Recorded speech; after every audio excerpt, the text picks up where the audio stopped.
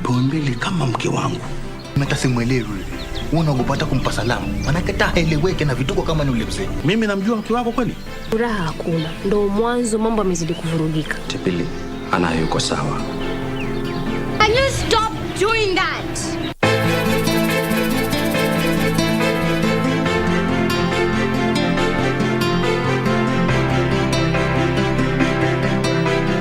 Ili kupata sikiza tune hii ya mwanzo mpya, bonyeza *811*815#. Usikae hapo na kujihurumia eti kwa sababu ulikosea ama ulianguka. Maisha wakati mwingine utapata umeanguka ama umekosea. Pata mafunzo pale. Unapopata mafunzo, inuka tena. Kung'uta mavumbi, songa mbele. Yaliyopita jamani, si ndwele, ganga yajayo. Maana kuna nguvu katika mwanzo mpya. Ili kupata sikiza tune hiyo ya mwanzo mpya, bonyeza *811*815#. *811*815#. Beacon Furnitures Limited. We're local manufacturers of quality office furniture, dealers in quality office equipment like fireproof safes and cabinets. Our automated state-of-the-art factories at Henna House along Enterprise Road in Nairobi's industrial area. Our showroom is at Uniafric House, Koinange Lane off Koinange Street. We are passionate believers in locally manufactured goods. When you and I buy locally made furniture, we impact on the livelihoods of our brothers and sisters. For orders, visit our showroom at Uniafric House, Koinange Lane off Koinange Street. Beacon Furnitures Limited. Jenga Kenya, tupate ajira.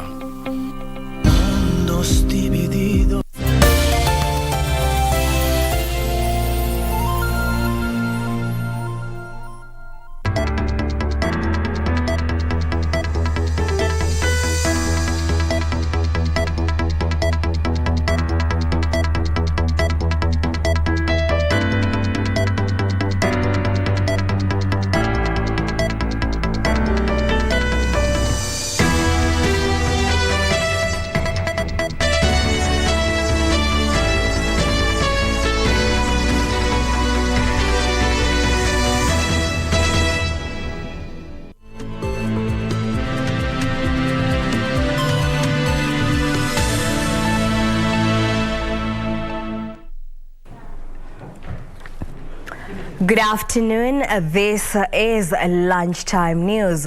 My name is Jackie Wambiru and our sign language interpreter is Lucy Maura. Remember, you can interact with us on our social media handle at KBC Channel 1.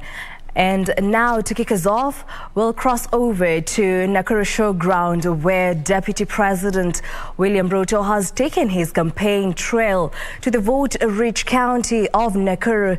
The Deputy President is accompanied by Amani National Congress leader Musalia Mudavadi and Ford Kenya's Moses Wetangula. This is the first joint rally by the three, which comes after last Sunday's announcement that they will be working together ahead of the 2022 general election. The alliance is expected to woo the region, and at the same time, other leaders from the Rift Valley region and across the country are expected to accompany the trio. Let's listen in.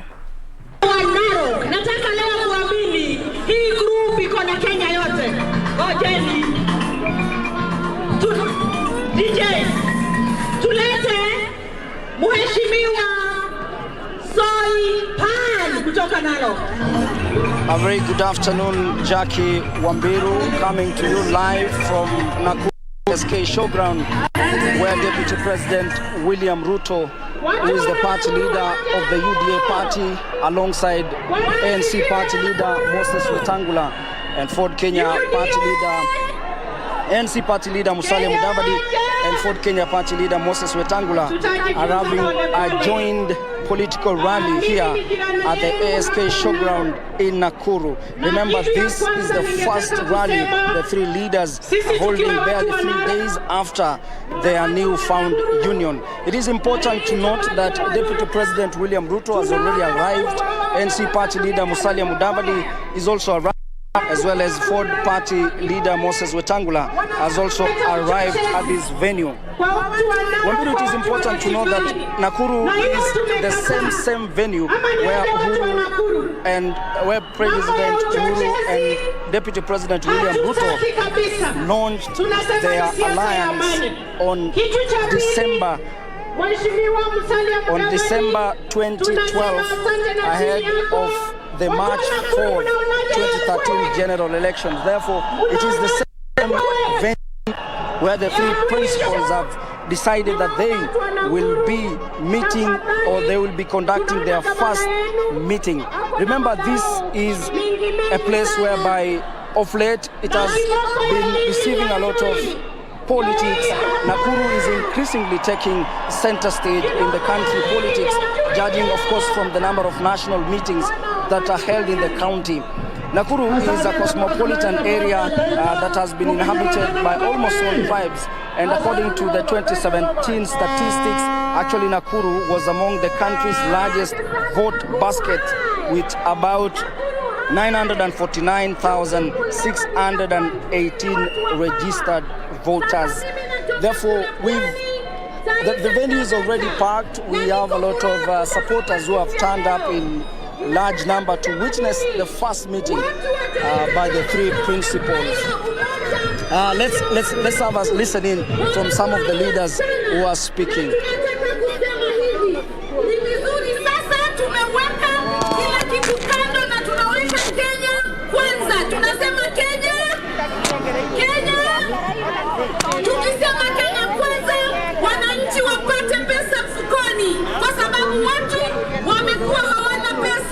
Just to summarize some of the issues that were being raised by the leaders who've spoken, they're saying that this is the union that will emerge the winner in the 2022 general election that have been slated for August.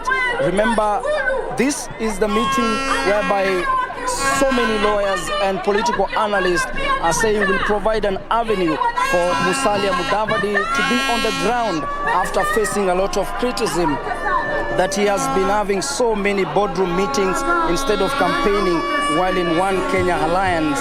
Therefore, we will keep our viewers updated in our subsequent news bulletin. Back to you, Wambiru.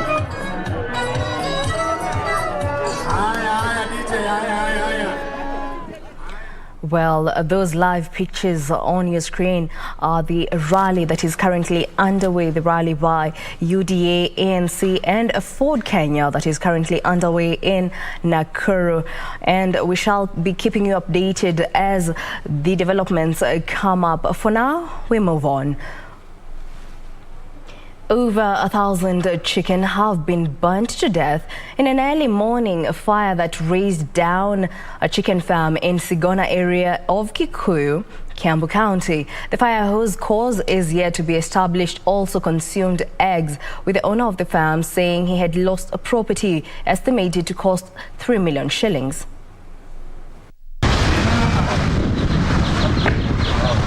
The owner of this poultry farm located at Sigona area of Kikuyu in Kiambu County is counting losses running into millions. This is what has been left of his investment after an inferno that broke out at 3 a.m. consumed 1,000 chicken and eggs. Only a few chicken were rescued during the incident, whose cause is yet to be established. Nilikuwa na kuku kama 1,000 kwa hizo bomas, lakini hatukuweza kuokoa, zimeokolewa kuku kidogo sana. Sijajua kabisa chanzo cha moto ni nini, kwa vile hata hiyo kijana anafanya kazi ya kufuga hizo kuku hakuweko. The owner of the farm, Waura Gakaria, estimating losses amounting close to 3 million shillings. Kila kitu imeenda na moto, kuanzia the boma itself, kuku zenyewe, the cages, the feeds, everything. The area residents now want a fire station set up at Kikuyu to reduce the response time whenever such incidents occur. Kama tungekuwa na fire station ama gari ya moto karibu hapa kama Kikuyu, tungesaidika sana, because the vehicle had to come all the way from Kiambu. Sasa tulikuwa tunatumia mandoo, tunatumia kile tutaweza, hata tulikuwa tunaziki watangi juu kutoa maji. Sasa tutaweza kitu tumeshindwa. Lakini tumejaribu kidogo tutaweza. Hapo pekee, lakini Kalimoshi ilikuja tusaidia kidogo kwa jiweza. Nancy Okware, Lunchtime News.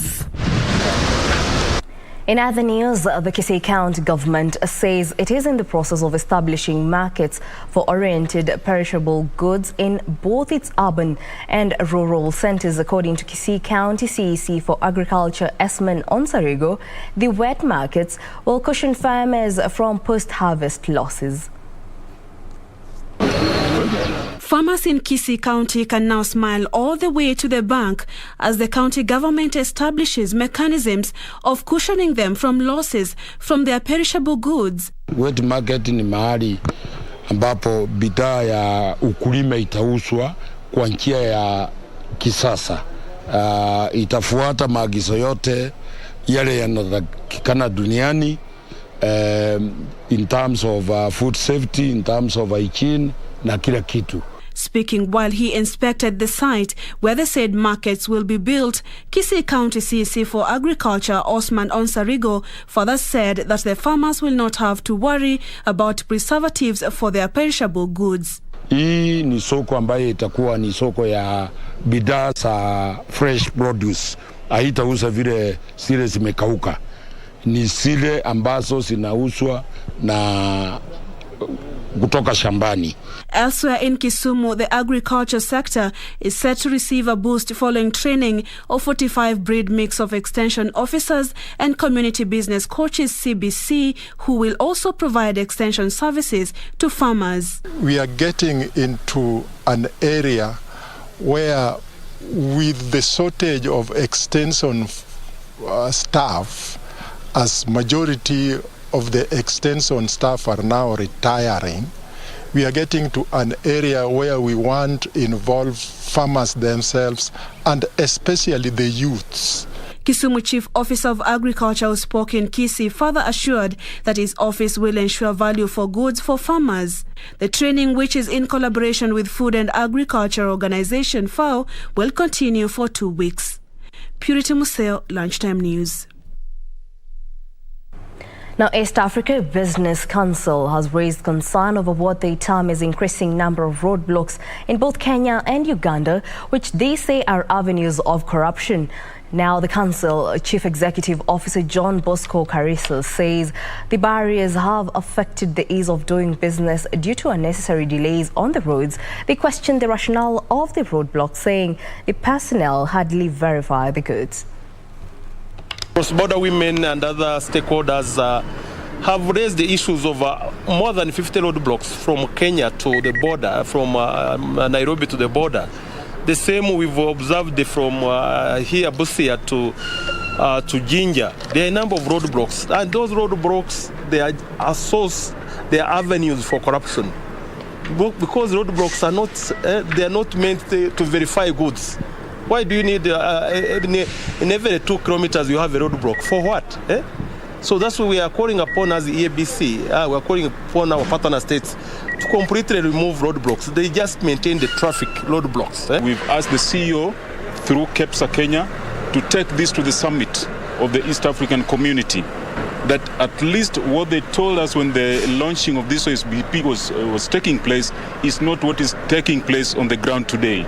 And therefore we want a redefinition of that protocol, so that if it is indeed that Uganda will stand as Uganda and Kenya stands as Kenya, then it be so. But if we are going to work as East African, then the spirit must prevail. Kwa Kiingereza tuna kitu tunaita turnaround. Gari nataka ifike Kampala, irudi tena Mombasa ichukue bidhaa.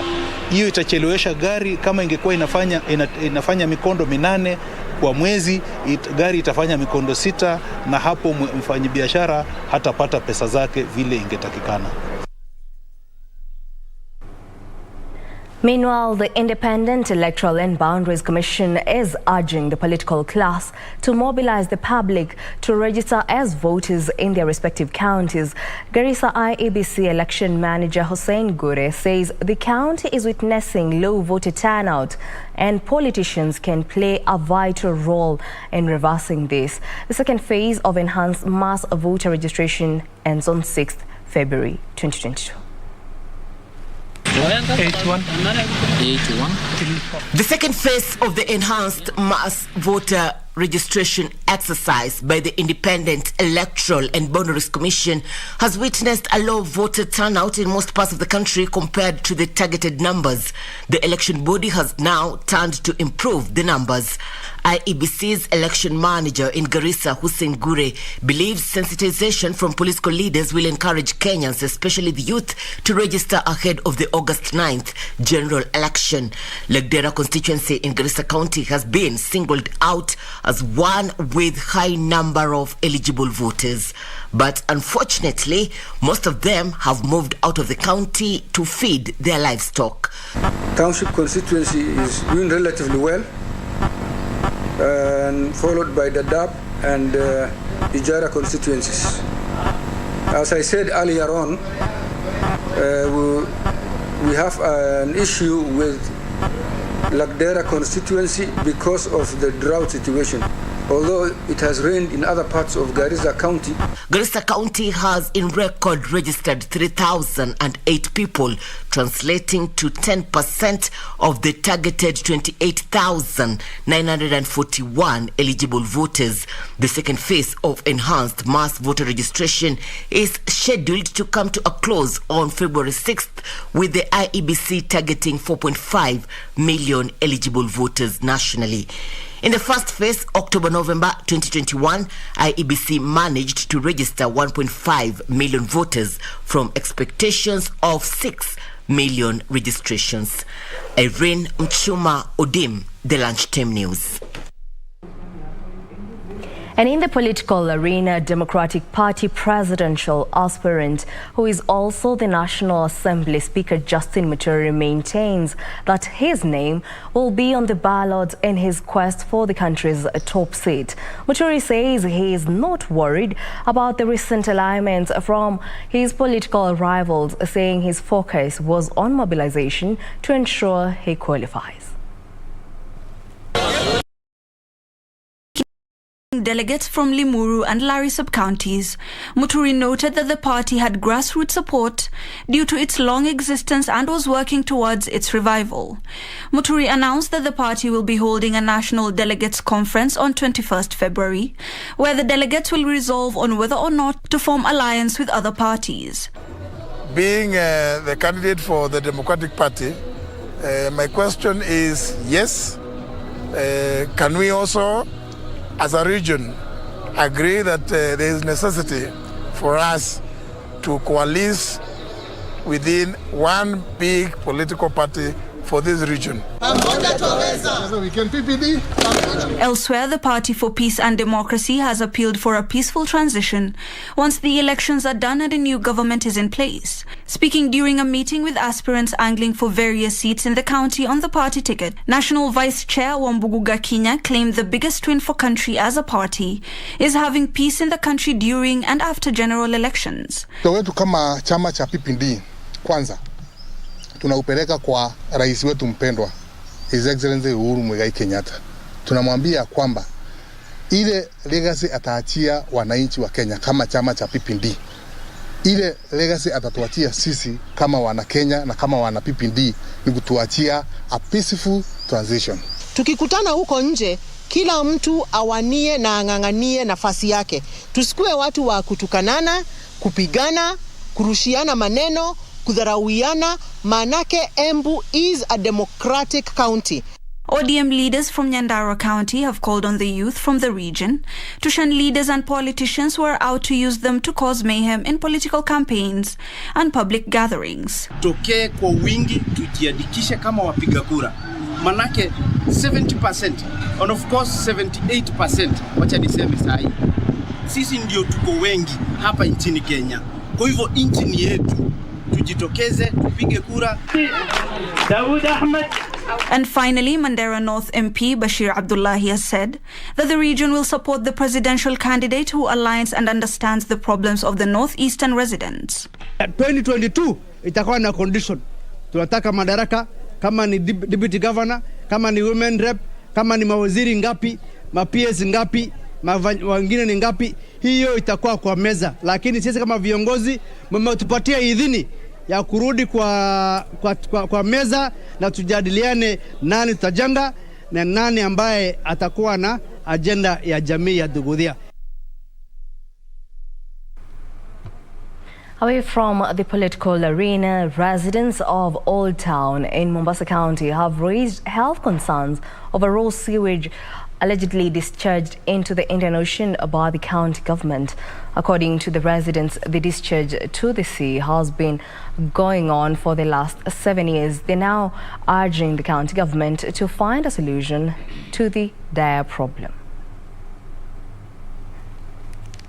Well, we shall be bringing you that report later on in our bulletin. For now, let's take a short break, then we resume.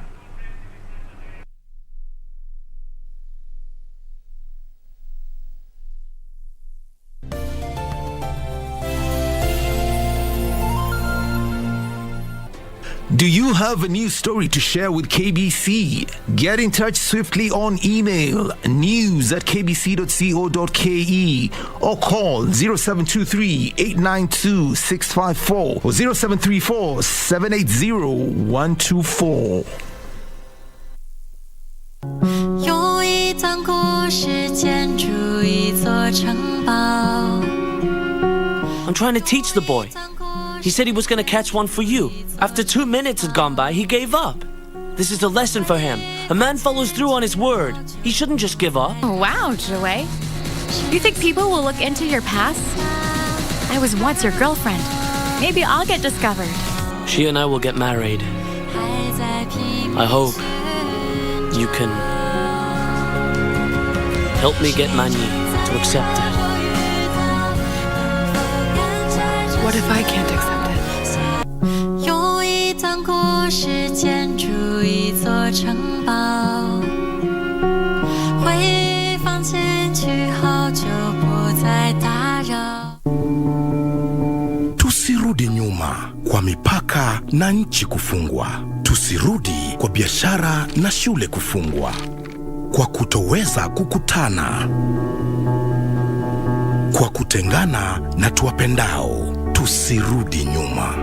Na kuhitaji unikinge, pata chanjo. Ili tuendelee na maisha vizuri. Na kuhitaji unikinge, pata chanjo. Na kuhitaji unikinge, pata chanjo. Na kuhitaji unikinge, pata chanjo. Na kuhitaji unikinge, pata chanjo. Ili tuendeleze maisha bora kwa ajili ya wapendao, nchi yetu na usoni wetu. Kwa ajili yetu sisi sote. Pata chanjo. Kaa chonjo. Kuhakikisha nchi yetu na uchumi wetu umestawi katika uwazi. Tusirudi nyuma.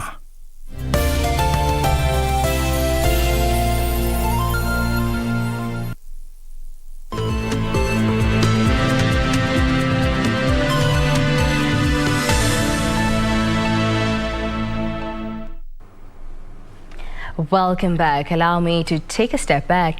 Residents of Old Town in Mombasa County have raised health concerns over raw sewage allegedly discharged into the Indian Ocean by the county government. According to the residents, the discharge to the sea has been going on for the last 7 years. They are now urging the county government to find a solution to the dire problem.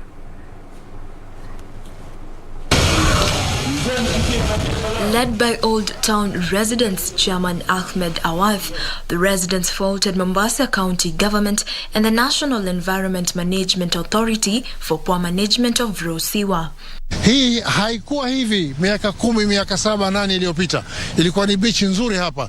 Leo kumekuwa pahali pa bovu sana. Huwezi hata kusubutu kuja kuogelea. Samaki wanakufa, wanapata sumu, wanahama, wanakwenda bahari ya maji makubwa mbali huko. Serikali ziko hapa zaidi ya miaka 10, pipe ni mbovu, system yao yote ya disposal ni mbaya. Ukiangalia tuna pump station hapa ambayo yatakiwa iseparate, yani igawanye ule uchafu na ipurify yale maji kabla hajaingia baharini, lakini zizo vitu vyote ni vibovu na havijafanya kazi miaka.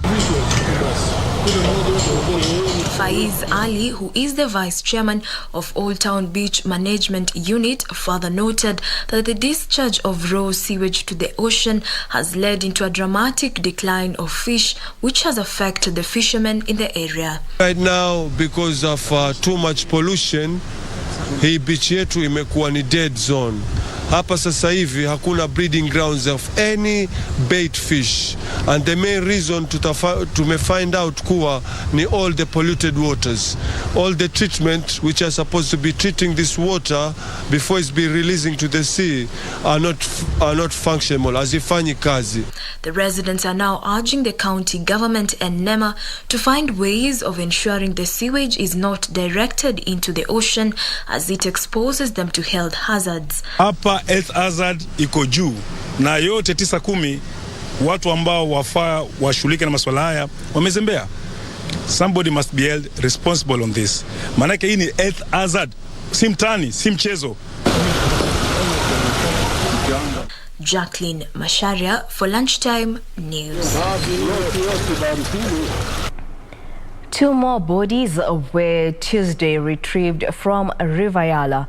Game Sub-County Police Commander Charles Chacha said the bodies were taken to Yala Sub-County Hospital mortuary. This brings to 23 the number of bodies that have been retrieved from the river. Families that have identified the bodies of their kinsmen have meanwhile accused the Directorate of Criminal Investigation of dragging its feet in authorizing the release of the bodies for burial. Speaking at the Jeb Sub-County Hospital, relatives have identified the bodies lamented that they have not been allowed to collect them, with the homicide team from the DCI headquarters insisting that a DNA will have to be conducted to ascertain if indeed the bodies really belong to their kingsmen. Nimefika hapa nilikuwa na kujia mwili, but venye nimefika hapa imekuwa dramatic by the way. Sasa issue was tumeonyeshwa mwili, hatujaonyeshwa mwili yote, tumeonyeshwa tu kichwa. The families that came as far as Machakos and Kericho counties hoping to pick the bodies they had identified left a dejected lot after they were informed that this could not be possible. We lost our brother Philemon, and all we want is justice and for them to release the body so we can put him to rest. Mutiso Nzomo, whose brother the late Peter Mutuku's body was retrieved from the River Yala, lamented that the officer allegedly refused to inform them when the postmortem will be done.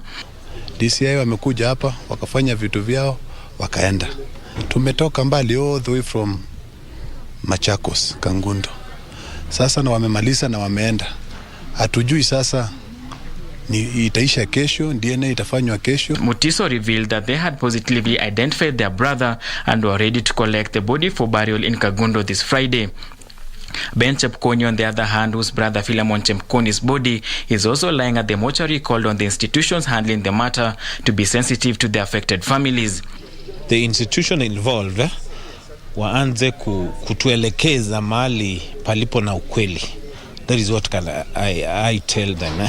This is as 2 more bodies were retrieved from the river on Tuesday, bringing to 23 the total number of unknown persons whose bodies have been recovered. We understand that we are awaiting the chief pathologist to get here. We have received very good cooperation from the DCI, but we are appealing to the pathologists to make it easier for the families. They are already undergoing a lot of mental, psychological torture.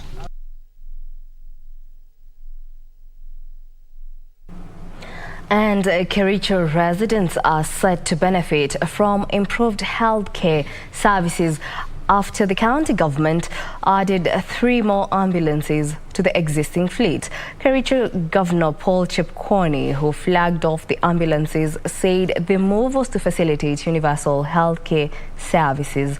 The project to purchase the vehicle with 28 million shillings was sponsored by the World Bank and the National Blood Transfusion Services.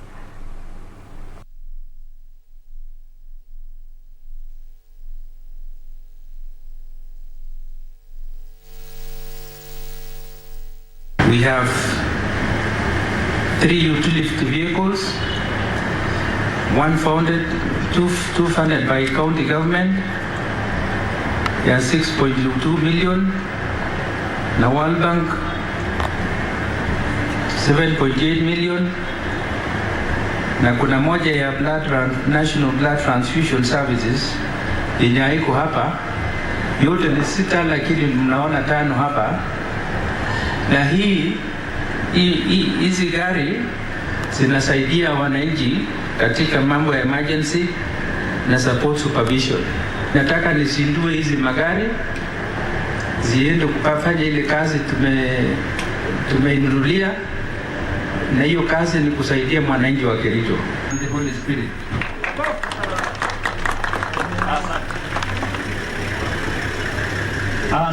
Asante.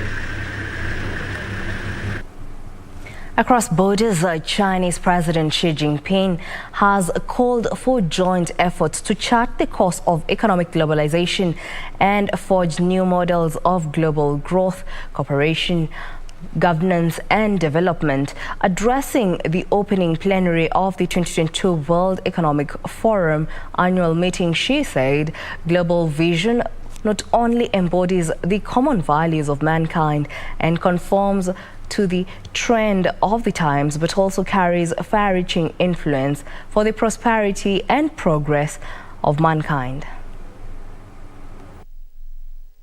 President Xi made a 4-point proposal on common development, namely jointly defeating the pandemic, promoting steady recovery of the world economy, revitalizing global development and seeking peaceful coexistence and win-win outcomes. It reaffirmed China's commitment to pursuing high-quality development, reform and opening up, as well as ecological conservation, to create a better post-COVID-19 world.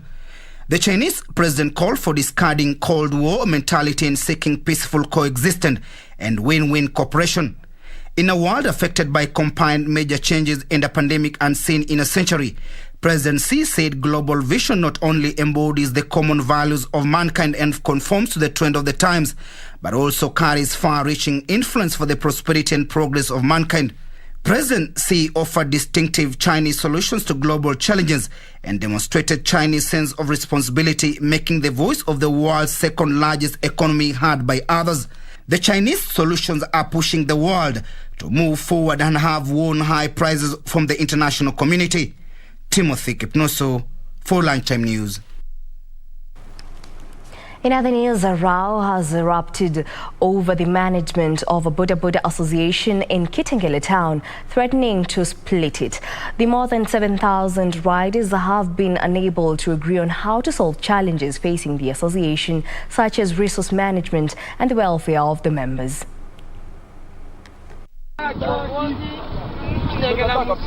The Kitengela riders seem not to agree on how best to solve their problems. While some believe a snap election is the best way to go, others want members to have faith in the current leadership to steer the association in the desired direction. There are 16 registered Bodaboda association in Kitengela, with some being accused of doing little to improve the welfare of their members. Lakini hiyo kikundi ikakuja ikachaguana, kwa saizi wanasema wao ndio overall chairman, na ili hali si tunachua hakuna overall chairman. Kwa saizi tumepangilia uchaguzi tarehe 18 mwezi wa pili, ndio tuingie kwa uwanja tuchague chairman wetu wa Kitengela mzima mwenye ataongoza watu zaidi ya 7,000. Kuna stage kadhaa zimefunguliwa ndogo ndogo ambao kwa vijana wenye hawachitimu kwa wana bodaboda. Naomba tufanye uchaguzi, tutafute kiongozi mzuri, kiongozi mwenye ako na heshima na watu wake, kiongozi mwenye amekomaa anajua ni nani atake kwa bodaboda. Geoffrey Karanja, who chairs the Mother Association, is among those being accused of running down the groups. Karanja believes his predecessors are out to derail his office by sponsoring pockets of resistance in the 127 termini spread across the region. Hakuna uchaguzi iko ya bodaboda kwa saa hii. Sisi tunaendelea na kazi, ofisi imefunguliwa Kitengela bodaboda. Tuko pia na sako, tumesave over 300,000 within 2 months.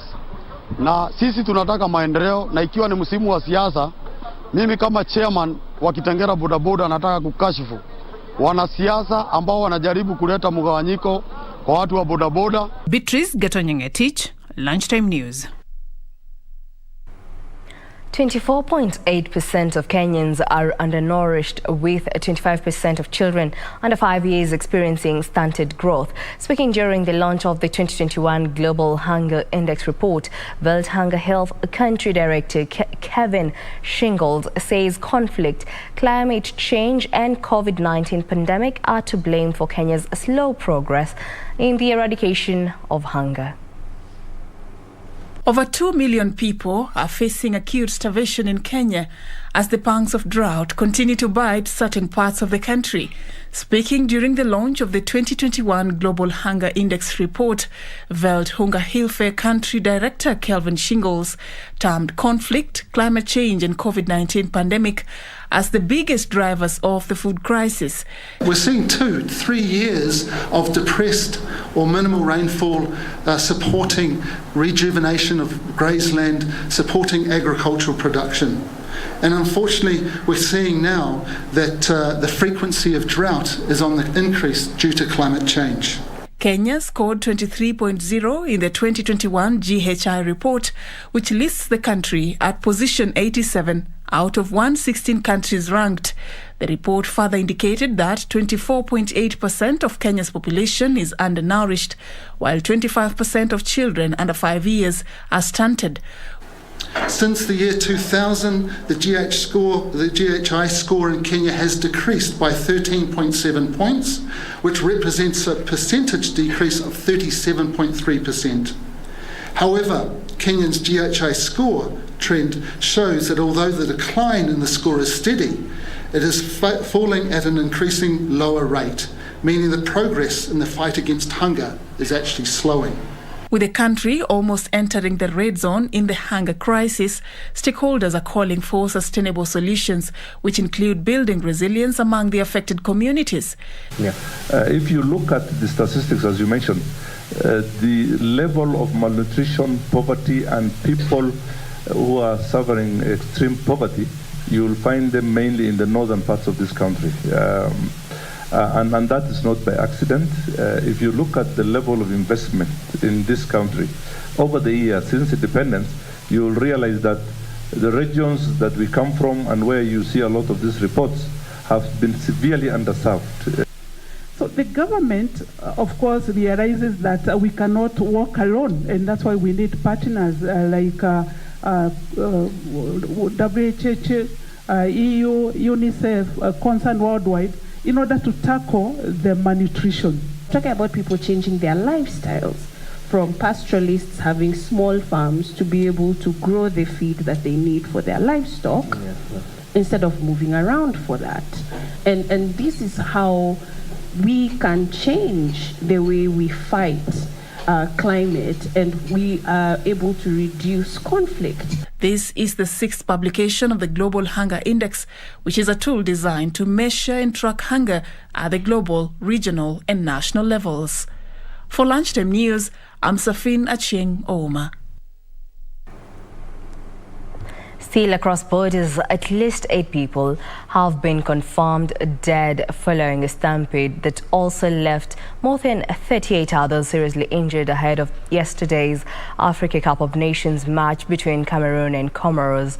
The stampede occurred at the south entrance of the stadium as fans attempted to watch the round of 16 match, which ended in a 2-1 victory to Cameroon. The Confederation of African Football, which runs the continent's flagship competition, said it was investigating the situation and trying to get more details on what transpired.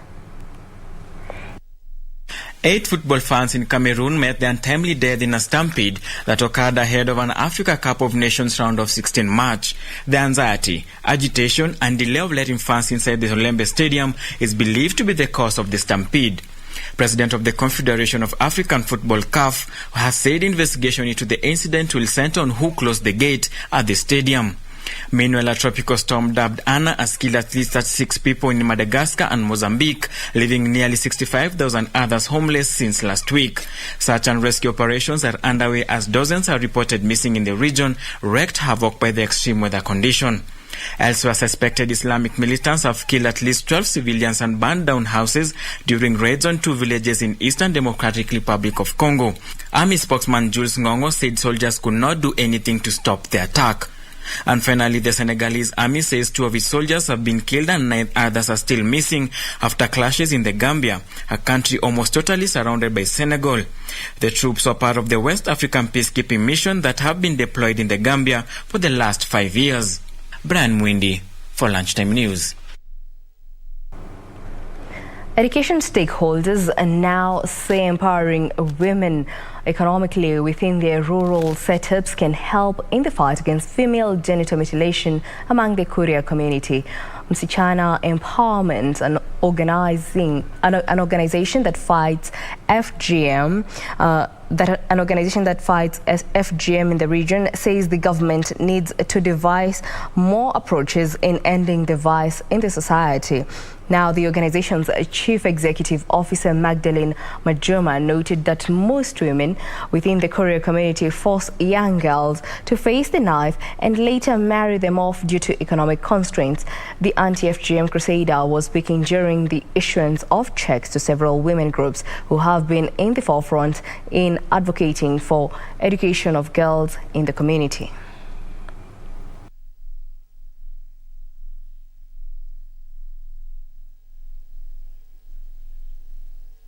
Initially, we had so many women who used to engage in the cutting process.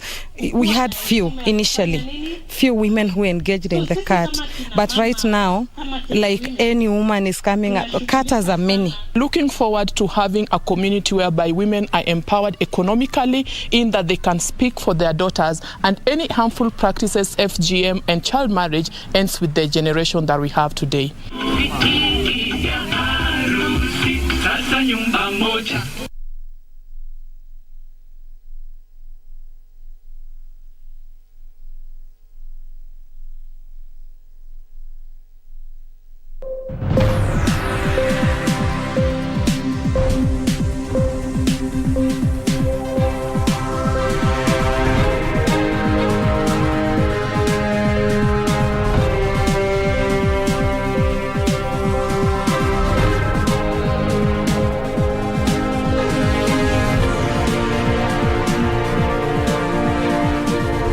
And our news making headlines in the business world. Kilifi County is looking to attract Chinese tourists following the establishment of a museum at Wambiru village, Magarini sub-county. The museums will be established alongside an industrial park in honor of a Chinese sailor who docked in the area over 600 years ago. China is an emerging tourist resource market for Kenya, appearing in the top 5.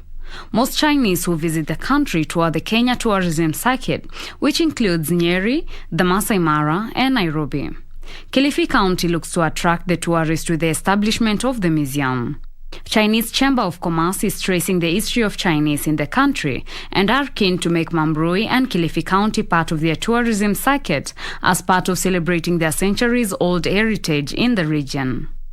Chinese Chamber of Commerce is planning to send a delegation to the historical site before embarking on a mission to build the museum and the industrial park to honor the great sailor. Through tourism, we want to see more tourists from China coming here to reconnect with their forefathers who came here those early days. So we want to see tourism, and tourism is economy. It will spur the economy of this zone, Wambiru and Magarini, and by extension Malindi and Kilifi County. But also, since they want to set up an industrial park naturally will have more than one company in there in different sectors. Kilifi County officials say that a museum and industrial park will spur economic growth and promote tourism. Kimaono wetu kupitia ruwaza yao itapanua hii sehemu, itapanua biashara, itapanua uchumi, na hata historia yetu itazidi kutajirika, kwamba ulimwengu mzima utajua kwamba katika sehemu zilizobahatikiwa kupata wanahistoria wengi ama kupata sailors wafanya biashara, moja wapo ilikuwa Wambiru ambayo iko Magarini, the larger Kilifi County. Youths have been urged to take advantage of the technical institution to build their skills and improve their employability in the industrial park.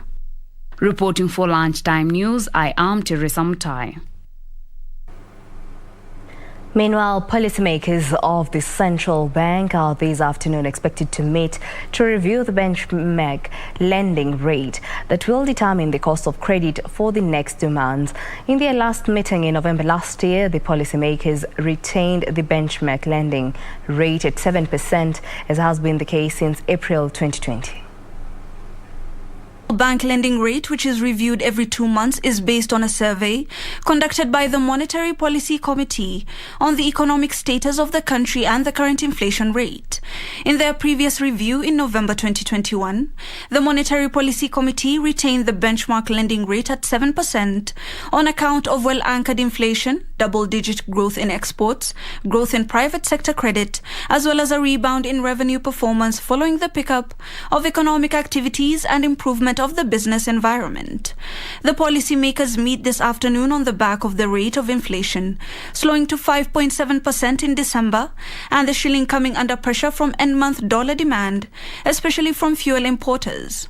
In addition, the COVID-19 risk to disrupt economic performance remains alive, as well as increasing crude oil prices and poor rains that affected food production and could affect the price of commodities. In her analysis, Anwar Shera, a senior investment analyst at Saiton Investments, projects that central bank policymakers would leave the borrowing costs unchanged for a 12th consecutive time, arguing that increasing the benchmark lending rate would have a negative ripple effect on the economy since most sectors and businesses are still recovering from disruptions caused by the coronavirus. Reporting for Lunchtime News, my name is Ibak Saeed. The Kenya Revenue Authority has lost more than $500 million due to the border crossing row with Uganda that started this month. KRA says trade between Kenya and Uganda has significantly reduced after the neighboring country imposed new regulations on COVID-19 tests and certificates. KRA is optimistic that normal operations at the border points would resume from tomorrow after the issues were resolved and more personnel deployed to clear the backlog. The Kenya Revenue Authorities says the monthly collections at the Malaba and Busia border points have reduced from 1 billion shillings monthly to 600 million shillings since Uganda introduced a mandatory COVID-19 test for travelers from Kenya. KRA officials say the traffic snarl-up saw the taxman lose out on collections from mainly sugar and animal feeds that are imported from Uganda.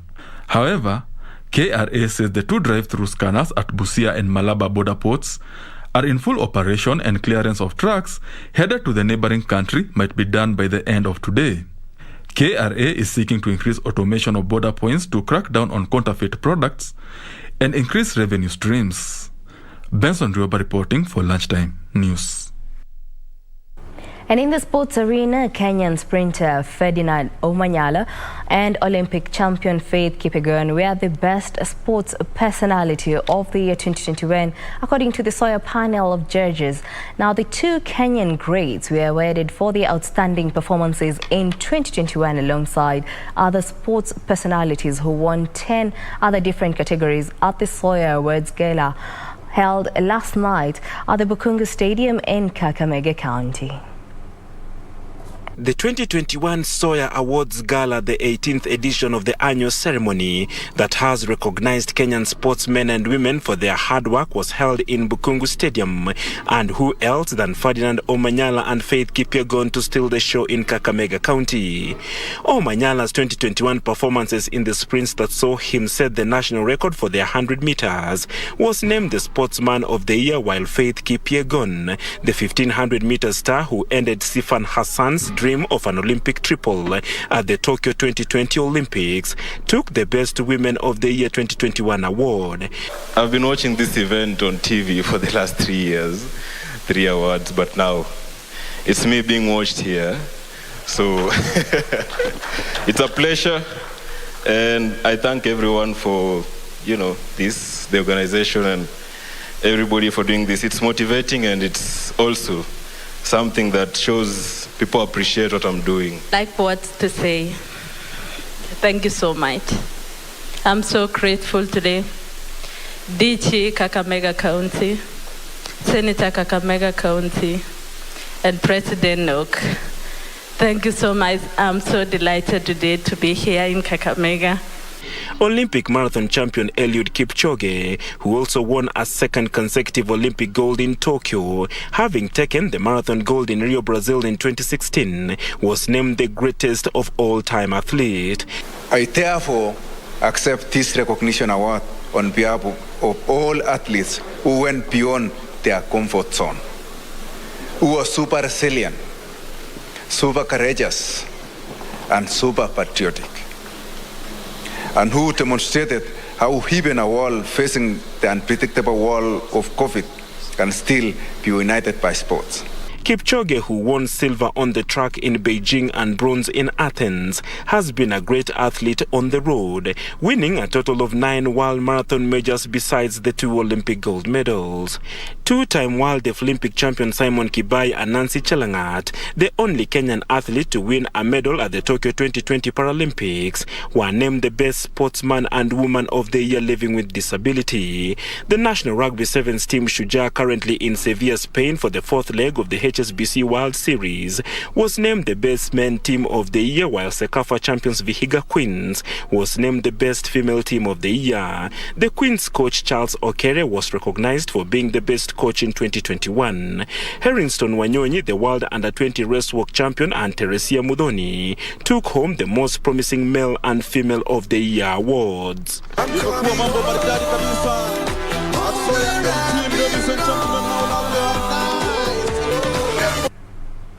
Liverpool hitman Sadio Mane scored as Teranga Lions of Senegal secured a 2-0 win over 9-man Cape Verde in the last 16 at the Africa Cup of Nations. Meanwhile, Atlas Lions of Morocco are through to the last 8 of the Africa Cup of Nations after a 2-1 victory over Stubborn Flames of Malawi in Yaoundé. A well-observed silence was held before kick-off in memory of those killed at Yaoundé Olembe Stadium on Monday night. And after the match started, both teams had equal chances of scoring, forcing a half-time goalless draw. In the 63rd minute, Sadio Mane opened the scoring but was immediately forced off with a concussion after a nasty clash with the heads of the keeper Vozihina. Swung inside here to the back post. Mane needed no